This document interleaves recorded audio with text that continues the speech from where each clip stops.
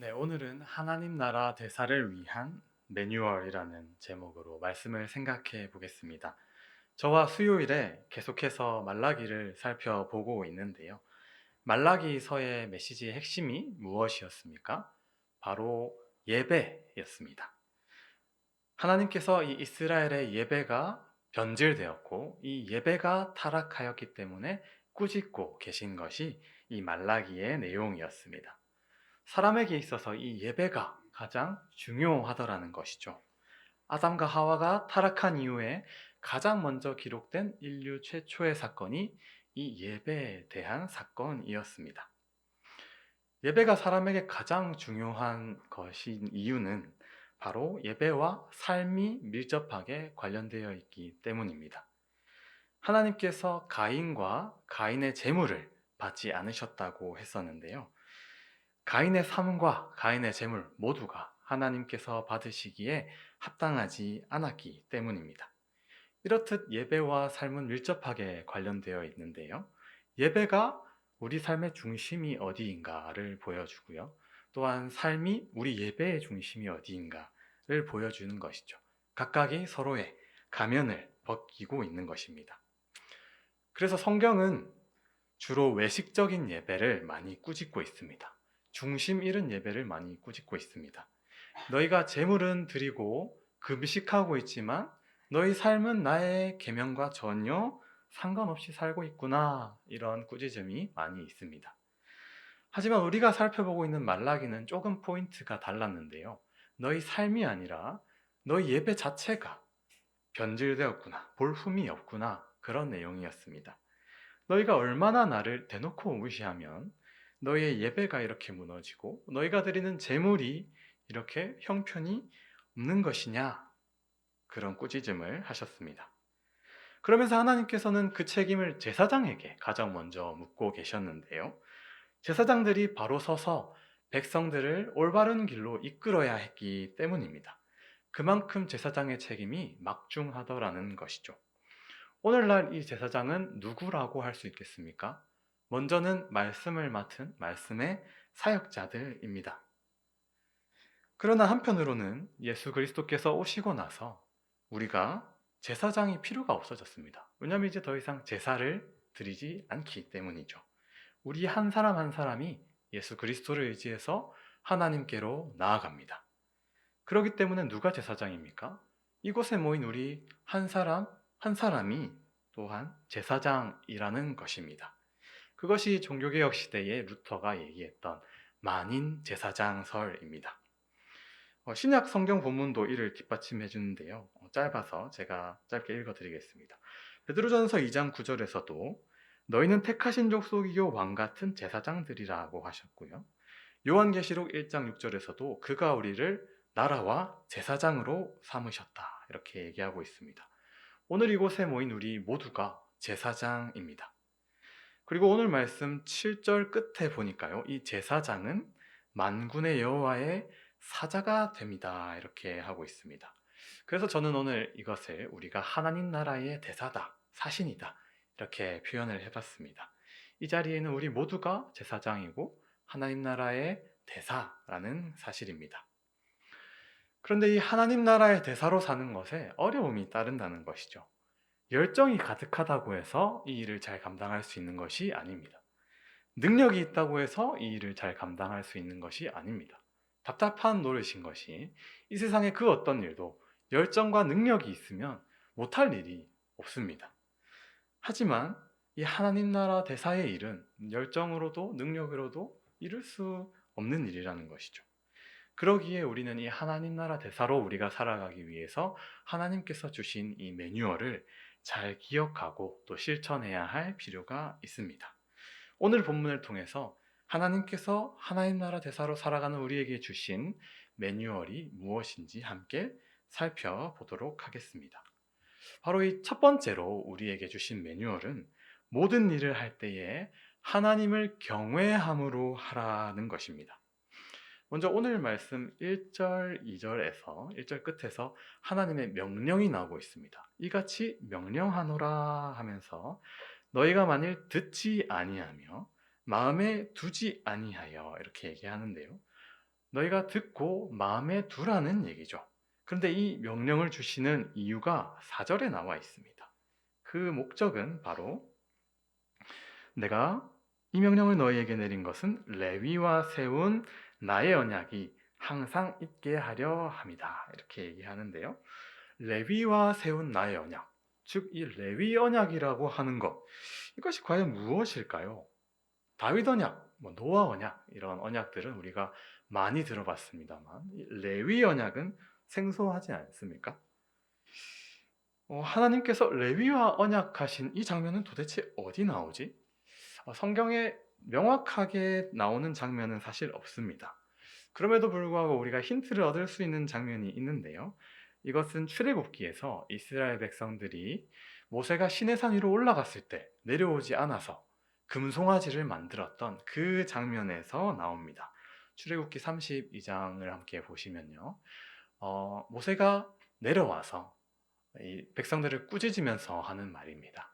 이 모세가 진문에 서서 이르되 누구든지 여호와의 편에 있는 자는 내게로 나오라 라고 했는데요. 레위 자손이 다 모여 그에게로 가는지라. 레위 자손이 가장 먼저 모였습니다. 그렇게 해서 모세가 그들에게 레위 지파에게 명령하는데요.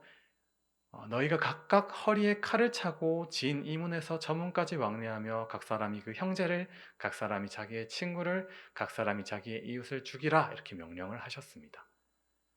그래서 레위 자손들이 모세의 말대로 행함에 이날의 백성 중에 3,000명 가량이 죽임을 당했습니다. 그러면서 여호와께서 이 레위 지파에게 복을 주시는데요. 오늘 여호와께 너희가 헌신하게 되었느니라 그가 오늘 너희에게 복을 내리시니라 이렇게 얘기하는 장면이 있습니다. 이런 레위인들에게 주님께서 주신 복의 장면이 있고요. 또 오늘 본문 5절과 8절에서도 이 레위 언약이 어떤 언약인지에 대해서 드러나고 있습니다. 먼저 5절을 보면요. 이 레위 언약은 생명과 평강의 언약인데요. 이것은 바로 하나님의 계명을 지키는 자들에게 하나님께서 생명과 평화를 허락하신다는 것입니다. 레위인들이 먼저 이 타락한 애도한 이스라엘 백성들을 대표해서 하나님 앞으로 나아왔죠. 하나님의 계명 앞에 섰습니다. 그리고 그들이 죄로부터 이스라엘 백성들을 돌이켰습니다. 그래서 먼저 레위 지파가 복을 받았고 이스라엘 백성들도 다시 생명과 평화의 복을 받게 되었습니다. 이 하나님의 계명을 지키는 자들, 그리고 하나님의 계명을 지키는 자들이 또 다른 자들을 지키게 하는 그 과정을 통해서 하나님의 복이 내려지는 이것이 바로 레위 언약이라고 할 수 있겠습니다. 그리고 이 8절을 보니까요. 8절에서는 옳은 길에서 떠나 많은 사람을 율법에 거스르게 하는도다. 그것이 바로 레위 언약을 깨뜨리는 거라고 하고 있죠. 그러니까 곧 레위 언약은 우리가 옳은 길을 걸어가는 것, 그리고 다른 사람들이 율법을 거스르지 않고 죄에서 떠나서 하나님의 계명대로 행하게 하는 것, 그것이 바로 레위 언약인 것입니다. 그런데 이 레위 언약을 주신 이유가 또 최종적으로 우리 오늘 본문에 드러나고 있는데요. 그것은 5절에 드러납니다. 내가 이것을 그에게 준 것은 그로 경외하게 하려 함이다. 최종적으로 이 레위 언약을 준 것은 하나님을 경외하게 하려 하는 것입니다. 그리고 그 하나님을 경외한 이 레위 지파는요, 6절에 드러나는 모습을 보였는데요. 그의 입에는 진리의 법이 있었고 그의 입술에는 불의함이 없었고 그가 화평함과 정직함으로 나와 동행하며 많은 사람을 돌이켜 죄악에서 떠나게 했다라는 것입니다. 그래서 우리가 이 하나님 나라의 대사로 살아가기 위해서 가장 중요한 것은 하나님을 경외하는 것이라는 겁니다. 여러분, 세상 일은 그렇습니다. 모든 세상 일은 그런데요. 우리가 요구받는 기준이 있습니다. 그리고 세상의 일은 필요가 있습니다. 그래서 어떤 과정을 거치든지요. 탱자탱자 놀다가 마감 기한이 임박해서 커피를 먹고 밤을 새가면서 그 마감 기한을 맞춰도 그들의 기준을 맞추고 그들의 필요를 맞춰주면 된다라는 것이죠. 하지만 아무리 진심을 담고 아무리 성실하게 행해도요. 우리가 필요를 채우지 못하고 그 기준을 넘어서지 못하면 실패라는 것입니다. 그것이 우리가 겪는 이 세상의 과제, 이 세상의 모든 일입니다. 그런데요, 우리가 하나님의 일을 대할 때는 달라야 되더라는 것이죠. 우리가 교회를 대할 때는 달라야 하더라는 것입니다. 여러분, 많은 신학생들이 하나님에 대해 뜨거웠던 과거를 가지고 있지만, 내 말씀의 사역을 감당하겠노라 하고 사역을 시작하고 싸늘하고 차갑게 식어지는 그런 일들을 많이 겪더라는 것입니다. 왜 그럴까요? 이전에는 관계였습니다. 그냥 하나님과의 관계만 생각을 했는데, 이후에는 그것이 과제가 되더라는 것입니다. 내 역할, 내 책임이 된다는 것이죠. 우리의 예배가 왜 변질될까요? 그것은 우리가 맡은 하나님 나라의 직분이 바로 일이 되고 과제가 될 때에 우리의 예배가 변질될 수밖에 없더라는 것입니다. 여러분, 사랑하는 사람과의 관계만큼은 일이 되고 과제가 되어서는 안 되는 것이잖아요. 아빠, 왜 이것도 못 사주고 이 일도 나에게 못 해주는 거야? 나에게 새로운 아빠가 필요해. 이렇게 할 수 없듯이, 또 우리 집밥보다 옆에 내 친구의 집밥이 더 맛있는 것 같아. 나는 옆집 아들 할 거야. 옆집 딸 할 거야. 그럴 수 없듯이 그렇습니다. 우리가 하나님 나라의 대사로 하나님의 일을 하는 것은 이 세상의 모든 일을 하듯이 과제를 하는 것이 아닙니다. 달라야 한다는 것이죠. 사실은 이 하나님에게 우리에게 주신 이 과제를 할 때에 사역자가 가장 답답하지 않겠습니까? 하나님의 일을 결코 감당할 수 없는 사람이 이 자리에 서서 하나님의 일을 감당하고 있습니다. 날마다 주님, 이 일이 언제 끝날까요? 여러분, 제가 이제 1년 했습니다. 1년이 이제 거의 다 되는데요. 제가 작년 8월 초에 왔습니다. 주님, 그런데도 이 일이 도대체 언제 끝날까요? 이런 생각을 하곤 하는데요. 설교를 잘 하고 싶은데 설교가 쉽게 늘지 않고요. 앞에서 뭔가 찬양 인도를 하고 성도님들을 이끕니다. 그런데 뭔가 바닷가에서 표류하는 듯한 느낌이 들고요. 내가 어디로 가고 있지? 무엇을 어디로 가고 있지? 이런 생각이 들고, 오늘도 설교를 열심히 준비했지만 오늘도 이런 설교를 들고 성도님들 앞에 서야 되는군, 이런 생각을 하더라는 겁니다. 또 말씀을 가르치는 내 삶을 보면서 가증스럽고 또 볼품없는 그런 것들을 보죠. 네, 여러분, 신앙생활이 과제가 될 때 그렇습니다. 과제가 되면 누가 하고 싶겠습니까? 우리가 과제 앞에서 끙끙 앓으면서 신앙생활 하고 있는데 세상에 누가 너 왜 교회 다니니? 너 하나님 왜 믿니? 그런 생각을 하게 되지 않겠습니까? 그래서 우리는 이 하나님의 일을 당연히 성실하게 감당하며 최선을 다하고 또 우리의 지혜를 짜내야겠지만 하나님을 경외함으로 해야 된다는 것입니다. 이 하나님 경외함이 사라질 때에 다른 수많은 방법들이 들어오는데요. 당장 효과가 날 수 있습니다. 변화가 일어날 수 있습니다. 하지만 결국에는 사람들의 하나님 경외함이 없이는 교회를 떠나더라는 거예요. 그래서 우리가 오늘 열정이 필요하고 능력이 필요하지만 이 하나님 경외함보다 앞섰던 마음이 있다면, 우리 마음에 조급한 마음, 답답한 마음, 또 때로는 복음에 대한 무력감, 나에 대한 자책감, 다른 사람에 대한 정죄감이 있다면 오늘 이 하나님에 대한 경외감 앞에서 순복하며 내려놓아야 된다는 것을 이 하나님 나라 대사가 첫 번째로 기억해야 되는 매뉴얼입니다. 네, 오늘 말씀 9절을 보니까요. 오늘 말씀 9절에 하나님께서 이 제사장들에게 벌과 저주를 내리는 이유가 드러나고 있습니다. 너희가 내 길을 지키지 아니하고 율법을 행할 때에 사람에게 치우치게 행했다, 이렇게 얘기하고 있습니다. 이 사람에게 치우치게 행했다라는 것은 편파적으로 너희가 율법을 해석하고 가르쳤다, 이런 말인데요. 이것은 제사장들이 율법의 말씀 그대로, 성경의 말씀 그대로 가르치는 것이 아니라 사람에게 더 편리하도록, 좋도록 편파적으로 가르쳤다라는 것이죠. 그래서 두 번째로는 하나님 나라의 대사는 치우치지 않게 하나님의 말씀을 가르쳐야 된다는 것입니다. 치우치지 않음으로 감당해야 된다는 것입니다. 그래서 저는 오늘 이 치우치지 않아야 된다라는 이 말에 두 가지 의미를 좀 가지고 왔는데요. 첫 번째로는 우리가 가르치는 이 복음이 이 기성신자들에게 치우치면 안 된다는 것입니다.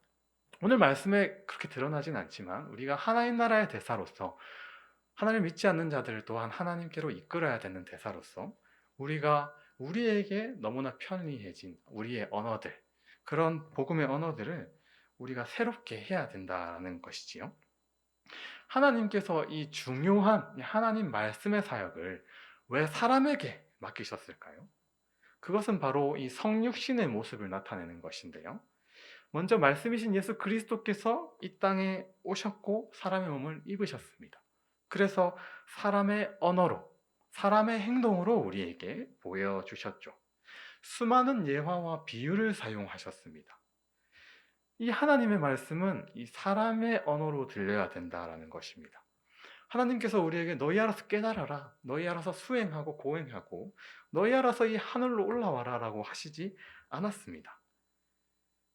그러면서 우리들에게 이 말씀의 사역을 감당하도록 하셨는데요. 그러기에 설교자는 먼저 충분히 말씀을 설명해야 하는 것입니다. 누가 들어도 이해할 수 있는 말로, 하나님에 대한 말씀에 의문이 생길 때 그 의문을 해결해 줄 수 있도록 열심히 공부하고 또 설명해야 하더라는 것이죠. 여러분이 인간의 이성의 합리성이 가장 강한 도시 중 하나인 이 뉴욕에서 성공한 이 리디머 교회라는 교회가 있습니다. 이 교회 담임 목사님이 많이들 들어보셨을 수도 있는 유명한 팀 켈러 목사님인데요. 한국에 많은 책들이 들어와 있습니다. 이 팀 켈러 목사님이 변증의 대가입니다. 그분은 이 리디머 교회에서 믿지 않는 자들을 초청해서 토론을 하는 이 정기적인 토론의 시간을 가지기도 했고요. 그분이 내신 저서의 대표적인 저서의 이름이 답이 되는 기독교입니다. 이 답이 기독교가 인생의 답이 되더라는 거죠. 믿지 않는 사람들, 너희들의 인생에도 이 기독교가 답이 되더라, 이렇게 복음을 변증하셨습니다. 그래서 이 종교의 무덤이라고 불렸던 뉴욕에서 리디머 교회가 폭발적인 성장을 이룰 수 있었다는 겁니다. 우리 교단에도 이 시광교회를 담임하고 계신 이정규 목사님이 이 팀 켈러 목사님에게 많은 영향을 받았고요.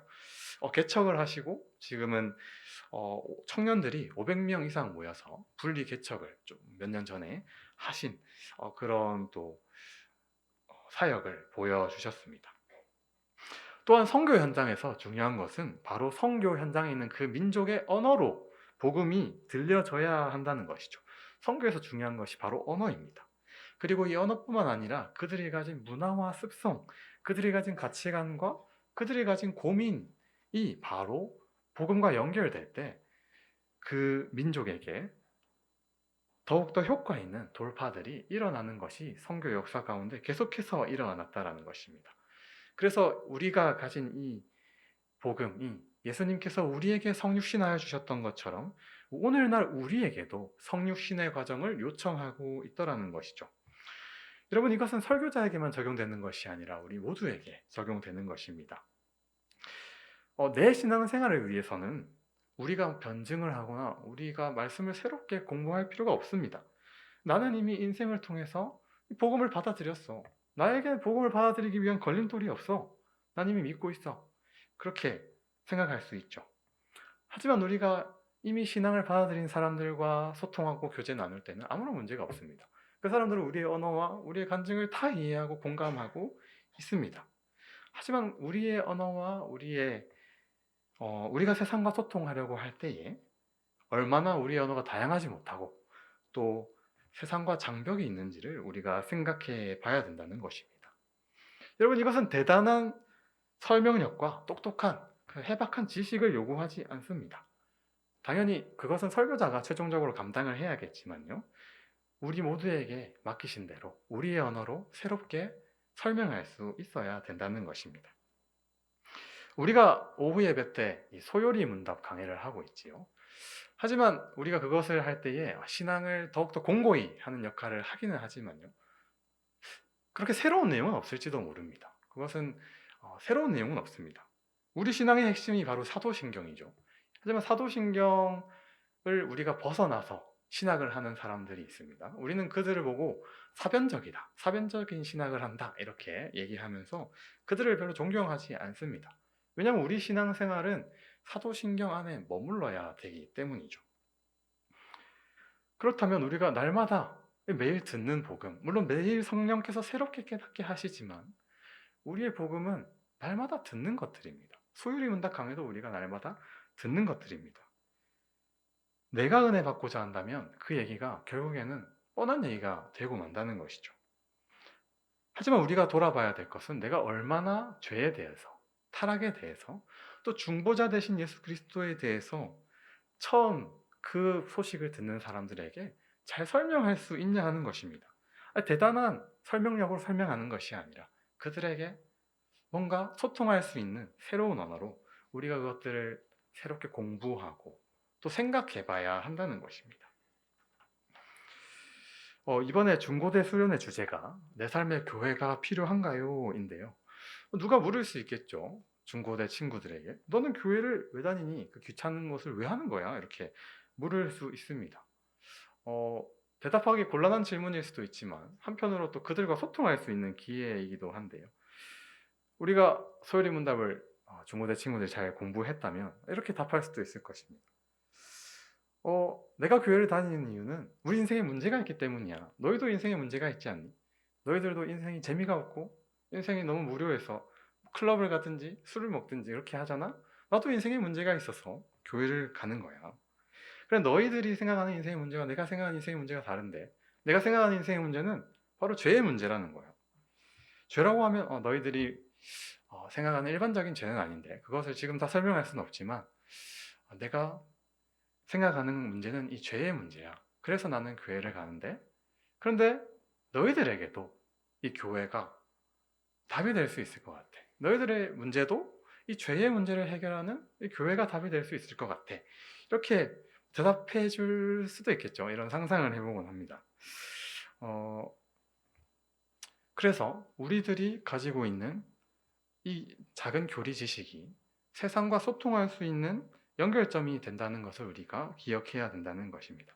그래서 어느 순간 우리에게 익숙해지고 우리에게 치우친 이 복음이 치우치지 않고 새롭게 발견돼야 된다는 것이죠. 그리고 두 번째로 우리들이 치우치지 않아야 될 것은요. 사람에게 우리의 이 복음이 치우치면 안 됩니다. 이 복음을 설명하려고 할 때요. 복음을 설명할 수 없는 지점이 반드시 생기게 되는데요. 사람의 이성으로 이 복음을 다 파악할 수 없기 때문입니다.